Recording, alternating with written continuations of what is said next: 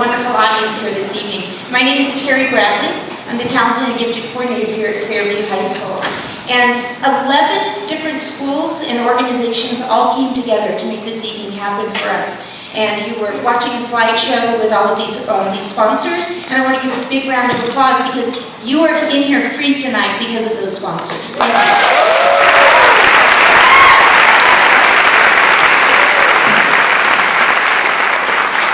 I also want to thank all the student help. It's been wonderful today. The fabulous Honors Quartet, the writing committee, and we have students doing the soundboard, doing the lighting, doing all the filming. So it's really a student-run operation this evening, in addition to all of the sponsors and volunteers that stepped up to help us out. So thank you. I'm so happy to have Dr. Dan Siegel here this evening. But before I tell you a little bit about him, how many of you wish you were a teenager again? Let's see a show of hands. I want to see a show of hands. All right. Okay, well, okay, whether you raised your hand or not, I'm sure we would all agree that being a teenager, you probably think and see things differently than we do now as an adult, right? And for those of us who are working with and raising teens and adolescents, it can be challenging and it can be confusing. And so from a neurobiologist standpoint, we're so happy to have Dr. Dan Siegel here this evening to kind of unpack some of that for us and explain some of it, the challenges, and just what's going on so that we can be better in working with and in raising these wonderful kids that we're raising.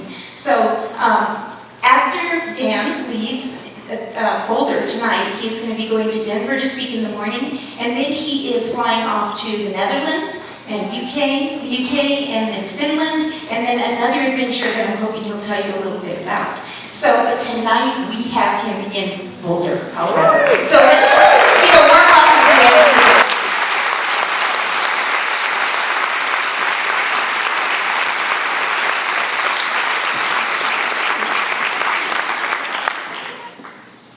Thank you, Terry. I want to thank all the sponsors for helping to make this event happen tonight. Can you hear me okay? Fantastic, and thank you all for coming out on such a beautiful Boulder evening. If this were California, I'd say, why aren't you at the beach? But I could say, why aren't you out in the mountains? It's really fantastic to be able to have this large amount of time to talk about adolescence. And so Terry asked how many of you would like to return to your adolescence. Let me just see how many adolescents we have in the audience. There's a handful, so you're going to help teach the experience with me as we go. Since this book Brainstorm came out, which is about adolescents and written for adolescents themselves to read, I've had the opportunity to actually teach at middle schools and high schools directly. So this could be a presentation directed toward people who are between 12 and 24, more or less, the second dozen years of life. Because it turns out adolescence does not end when you turn 20, and so the term teenage and adolescent are not the same. So that raises the question, what is adolescence, and why would middle school and high schools want someone to come and talk to adolescents about adolescence? After all, they are adolescents, they know what's going on. And the answer is that we have an incredibly new understanding of this period of time that's emerged from the science of adolescence in ways that we just didn't understand before. So since the vast majority of people in this beautiful auditorium are actually adults, then what we'll do is take an adult perspective diving into this.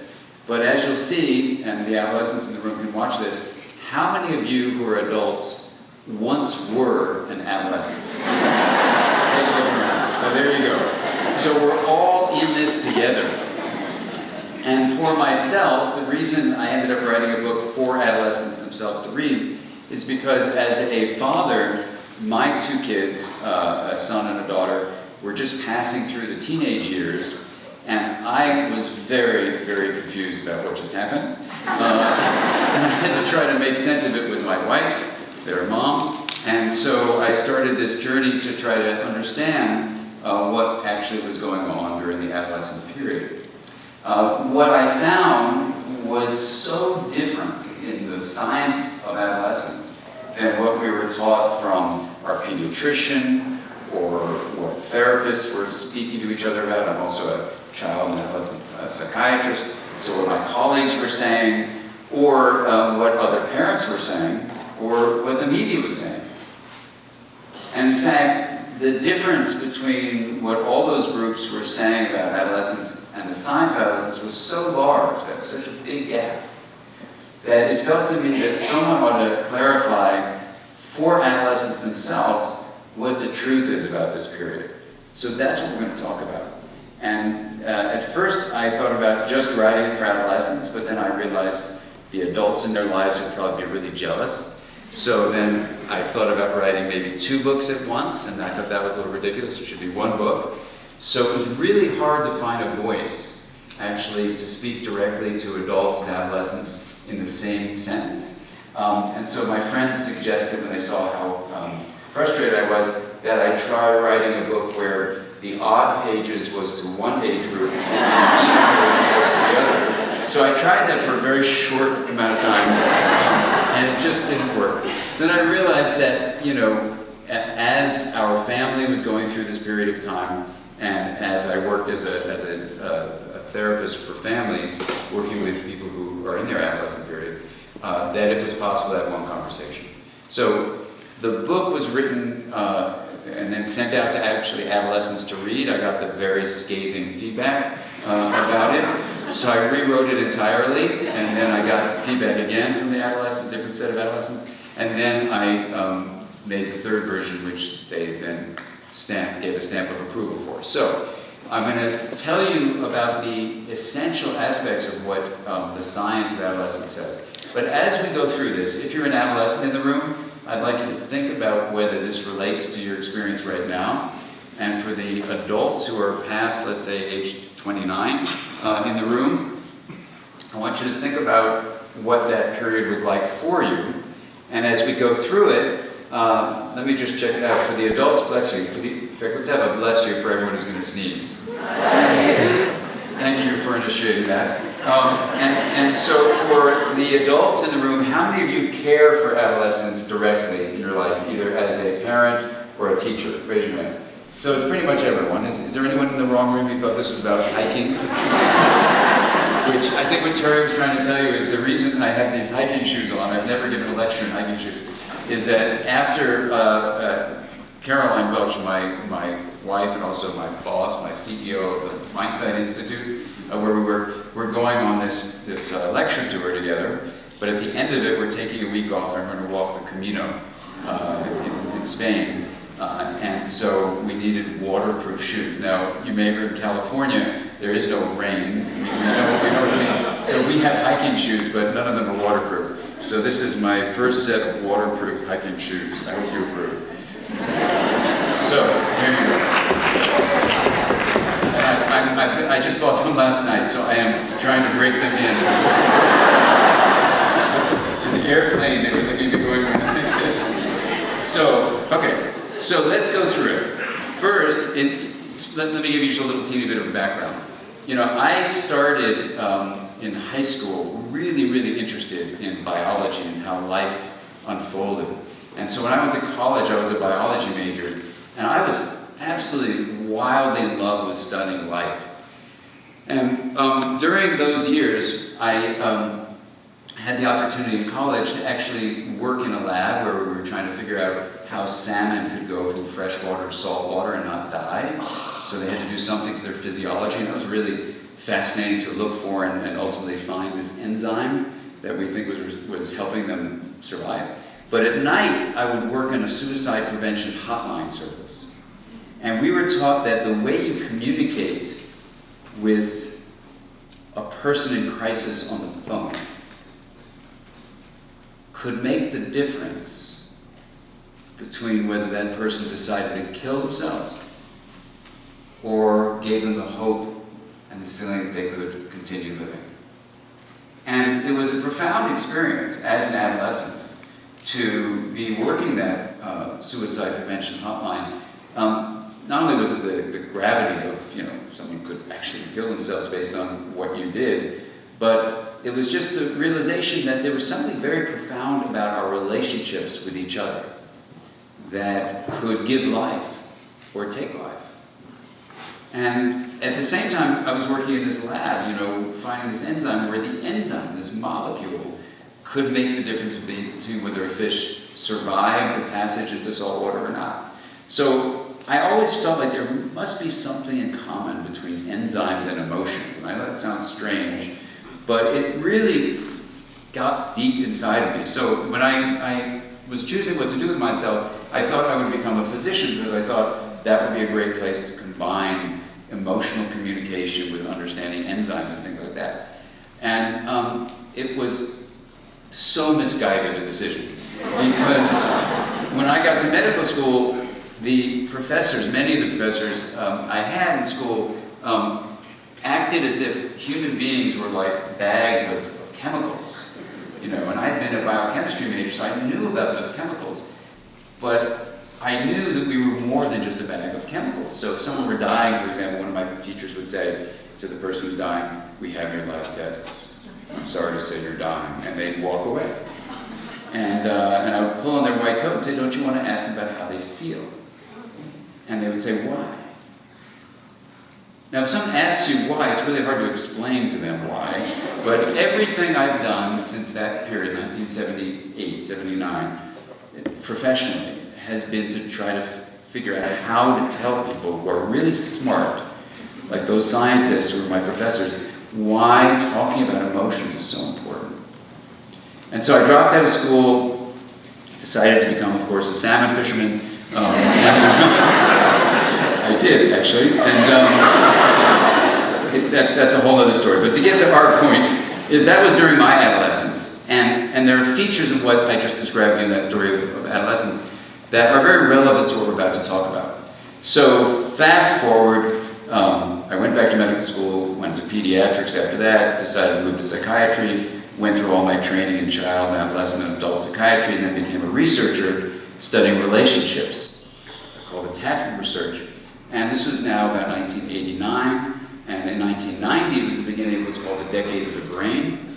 And so it was really interesting to take a background in biology and my background in neuroscience from medical school and try to apply that to what I was learning as a psychotherapist.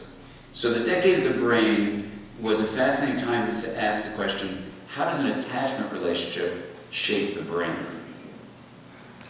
And what is the mind in all of that? And that's not what this talk is about, but it's relevant to what this talk is based on, which is from that period, I started working with scientists from all different disciplines, from math to anthropology, and I combined them together into one framework with my colleagues that's called interpersonal neurobiology. So everything you're about to hear comes from this field of interpersonal neurobiology where we don't just take one science, we take all sciences. We look for their common findings, which is called consilience, and then we bring it together into one framework. And so I founded a series of books, and if you're interested, we have now over 36 textbooks that are out published. You can read about this stuff. If you want to start with one science book, it would be The Developing Mind, the second edition. And if you want just an idea book, it would be The Pocket Guide to Interpersonal Neurobiology. So that's the background. So when my kids were growing up, then all this stuff was coming to be born. So by the time they were teenagers, I was in the middle of all that stuff. And so as they were moving through their teenage years, I took everything I learned from interpersonal neurobiology and read the literature on the science of adolescence and saw that through the lens of interpersonal neurobiology. So now you know where this is all coming from. So I'm going to give you take-home points from now on, and we won't have to worry about the science. But one of my students, for example, from UCLA is here, who's a brand new child psychiatrist to the area, and so I don't know where you are, Renee. This is a long way from what we were teaching back in the day at UCLA when I was the training director there. But it's built on science. So let's start with the first question. In science, you always want to make sure that the words we use have a common understanding. And so the first word we're going to address is the word adolescence, right, with a C-E. What is this? What is adolescence? Any thoughts? And is it invented by modern US individuals to designate something? And what's the connotation of adolescence? If someone acts in a certain way, you say, oh, that's being very adolescent of you. What do people mean when they say that in this country? It's immature, right? And people associate the word adolescence with immaturity. In fact, when I was wrestling with the publisher about the subtitle of the book is called Brainstorm, you know, the power and purpose of the teenage brain, I wanted the word adolescence in there, and they said, we shouldn't put it in there, it's an insulting word. And I said, that's the whole point. We want to change the conversation about adolescence, because it is used as a put-down. You're just adolescent. And as you'll see when we walk through this slowly, it's just the opposite. Adolescence, as you'll see, is probably a period of time that is going to save humanity, if we can save it.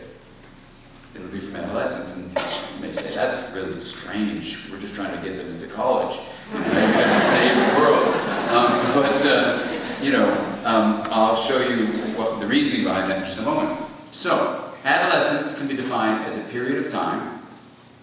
The simplest way of saying it, to not get anyone mad, is just say it's a period of time between childhood and adulthood.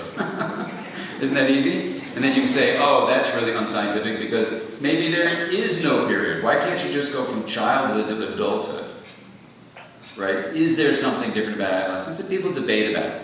There are some essays written saying, oh, it's all nonsense. There is no such thing as adolescence. It's just childhood and then adulthood. But the fact is, just to leave human beings for a moment and go into other mammals, mammals have a very distinct period between childhood and adulthood. A very distinct period. And, mammals have attachment, which is the dependence of a young individual. I used to read guinea pigs, let's talk about guinea pigs. A young guinea pig on its mom, in this case, it's usually the mother for other mammals, to survive. That's attachment. And childhood relies on that attachment experience, but adolescence is a transition of pushing away from attachment figures. A necessary pushing away. And you see this in most mammalian species. So it's not a human invention. It is a period of time between, if you want to get a little more elaborate, childhood dependency and adult responsibility. Okay, so that's the first thing. We're defining what adolescence is. Now, what are the myths of adolescence that you may have heard about? What is adolescence? Let's start this way. How do you know that your child is now an adolescent? Or how do you know if you yourself have just become an adolescent and you're no longer a child? Puberty. What's that? Puberty. Puberty, okay. So puberty is sexual maturation. And that isn't exactly the same as adolescence. So you can have people have delayed puberty but still be in adolescence. And you can have people who have early puberty who are not adolescent yet. So they're actually a little separate, but you're absolutely right, they usually go together. So what's puberty? Puberty is a change in the body where you have the ovaries maturing, the testicles maturing. Those are your primary sexual characteristics. And the secondary sexual characteristics you know about. Boys' voice gets lower, starts growing hair. Girls' hips get wider, they start developing breasts. And there are secondary sexual characteristics that go along with puberty. And there are internal sensations, sexual feelings, that start arising and getting intense. And so puberty is associated with all sorts of changes that we usually associate with adolescence. So that's a rough beginning, and it's a good place to start. What else would let you know that your child is entering adolescence? Pushing boundaries. Pushing boundaries. Well, my kids push boundaries, I think, from the time they were 2. In different ways, but there's a different style of the boundary pushing, right? It's really outrageous, like, staying out when they should be in, that kind of thing. Absolutely. So you find there's a pushback, and a common pushback if you're, let's say, I remember with my kids, I love going to the movies with them. And when I said to my son when he was around 13, oh, let's go to the movies, he goes, yeah, let's go, but I'm not going with you. You know, and so I went with his 8-year-old sister, and he went with his friends.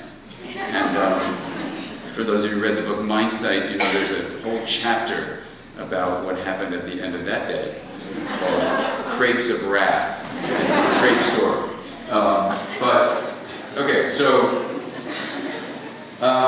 we have this change where there's a pushing back against parents, against parental figures. So that's a change you can see. And as one parent told me, her child would go to the bus, and she'd always go and give her child a hug and a kiss, and it was all beautiful. And then one day he pushed back. He didn't want the kids to the bus seeing his mom kiss him. Right. That's an example of something's changing, and he thinks now it's not okay. So why would it be that adolescence would change like that? And we're going to now start with a little story. So what I want to invite you to do is close your eyes, and I'm just going to tell you a little story, and just let yourself imagine that this is you. And imagine that you're 4 years old, and you've just had a really wonderful deep sleep, and you're in your bed, and the light is slowly beginning to pour through the closed blinds as morning is arriving. And your mom comes into your room and opens your blinds a little bit, lets a little more light in, gives you a kiss on the forehead and says, "Good morning, sweetie."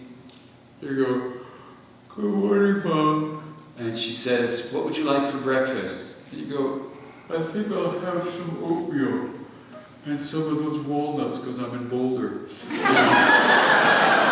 Or Santa Monica. And she calls downstairs to your dad or your mom, or in LA it will be your mom also, your second mom. But whatever, your other parent, co-parent, and says, "She'd like some oatmeal with some walnuts." And then he says, "No problem, I'll cook it up." And then you start smelling the oatmeal cooking, and you get out of your pajamas, you go to the bathroom, you brush your teeth, you wash your face, you put on your clothes for preschool, you go downstairs, now you're eating your oatmeal and your walnuts, and you realize there's enough time to watch a cartoon. So you ask if you can watch a cartoon. They say, "Of course, sweetie, you can watch a cartoon." So you're watching your cartoon, you have a real fun time doing that. They put you in the car, they take you to school, you learn to play with your friends, share your toys, draw, play with blocks, you take a little rest, you play some more, you sing some songs, and then it's time to get picked up at noon, and your dad picks you up, drives you back home, gives you whatever lunch you want. You then take a nap, and then he puts on some music when you wake up, and you dance around the house, you go outside, you play with your dogs, you come in, you watch some more cartoons. They then make dinner for you. You watch dinner and you realize you have enough time for another cartoon. So you watch another cartoon, and now when you're getting a little sleepy, they bring you back upstairs, you brush your teeth, they give you a bath, they scrub you down, bring you to your room and put on your pajamas. You then get in bed, they give you a massage, sing you a song, and they tell you a story, and you go off to sleep. And that was your day. Now, as you probably know, as we get sexually mature, we need to leave home and go out in the world and find people not genetically related to us to hang out with. It's just the truth. So what is nature going to do to your brain to make you want to leave that oatmeal house? Who in their sane mind would ever leave that? I know a lot of spouses who are trying to get it back. Right? So, nature is brilliant.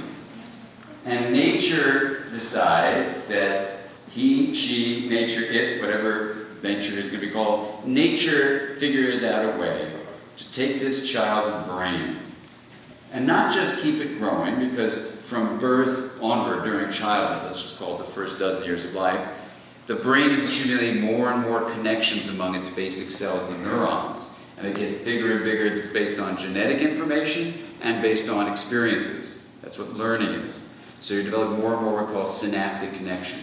And the brain gets more and more intricate in the first year of life, the second year of life, third year of life, fourth, fifth, sixth, seventh, eighth, ninth, 10th. The kid is like a sponge, soaking in everything she can. And as you know, in elementary school, we expect kids to just be generalists, good at everything, to love everything, which is cool because their brain is ready to do that. But what nature does with adolescents is get this kid to want to leave the oatmeal house. Now, how would you do it? How would you do it? So, what we're going to do is look at how that actually happens. Remembering that some of the common myths that you hear about are actually misplaced and sometimes just plain out wrong, and sometimes even destructive. So, as we go through what actually happens in the brain in just a moment, let's compare it to the common myths. So, puberty is one thing that people refer to, and so what they say that the reason adolescents act in such unusual ways is because of what? Raging hormones, exactly.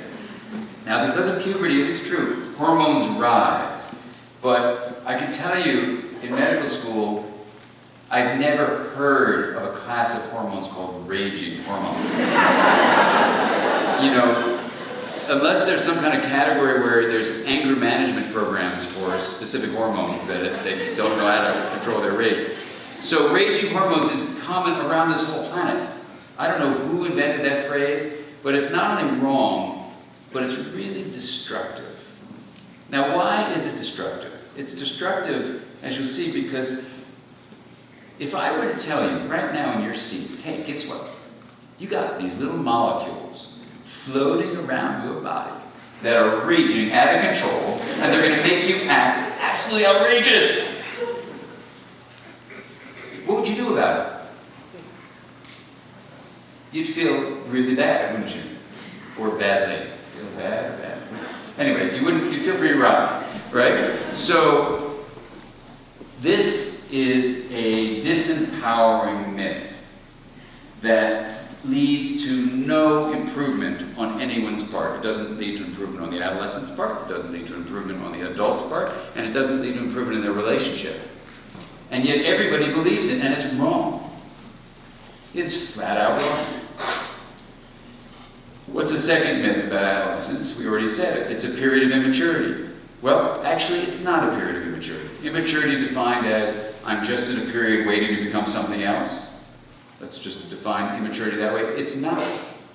It's a necessary period, as you'll see, of brain remodeling. It's not just a waiting period, so we should do what the third myth is. Adolescence is so bad, you should just hurry up and get over it. Right?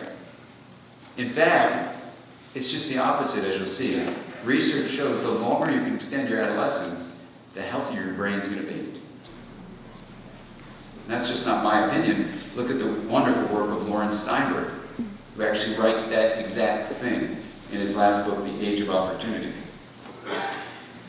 Okay, so it's not raging hormones. It's not a period of immaturity that we just need to hurry up and get over. And another myth that people say is, well, the reason adolescents do such dangerous things is because they have an immature prefrontal cortex. You've probably heard that. And that's not exactly true. There are things changing a lot, including the prefrontal cortex, but it's really the whole brain is changing, not just this one area of the brain. And the risk-taking, in part, is due to impulsivity, due to this immature prefrontal inhibition, but actually risk-taking behavior continues long after that feature of the brain is no longer present. So risk-taking is something else is going on, in addition to that initial difficulty controlling an impulse. Okay, so those are some of the myths, and the reason it's important to debunk those myths, if you're an adolescent listening to this, is that what I'm about to tell you, as people have seen, having read the Brainstorm book, can transform your life. Because the truths are actually something you can do something about. And when you're given the knowledge and the skills to understand what's going on in your brain as an adolescent, it actually changes your whole experience of adolescence. So in the paperback version of the book, which is coming out soon, I'm putting these quotes of all these adolescents who sent us emails after they read the book. They are the most moving statements I've ever gotten as a writer about, you write, it's a lonely thing, you write, and you put it out there. If you don't hear from anyone, you have no idea if it impacts anybody. But these adolescents have written these notes. They're just absolutely inspiring what they say. So let's go through the essence of this remodeling period, realizing that everything we're about to talk about the essence of adolescence, is something that you can help your adolescent do, or they can help themselves do, because the book is written for them to read or you to read. And the other thing is, as you go through it, I'd like you to remember your own adolescence if you're an adult. And think about these 4 aspects of development. And luckily, well, it isn't luckily that I have this problem, but I have a problem that luckily gives rise to an issue, which the issue is acronyms. My problem is I'm an acronym addict. I love acronyms, and I kind of think in terms of acronyms. So here's the acronym that we're going to have the rest of the talk based on. It's the essence of adolescence, so it's the word essence. So if you're taking notes, it'll be 4 things. ES, SE, N, and CE. So let's go through each of those 4 things. And the way we're going to do it is we're going to think about the myths, think about the oatmeal house and the reasons for adolescence, and then look at the downsides and the upsides of each of these 4 features. And as we look at that, we're going to think about also how can you as an adult support the adolescent in your life, making the most of their essence and actually enjoying their essence versus being very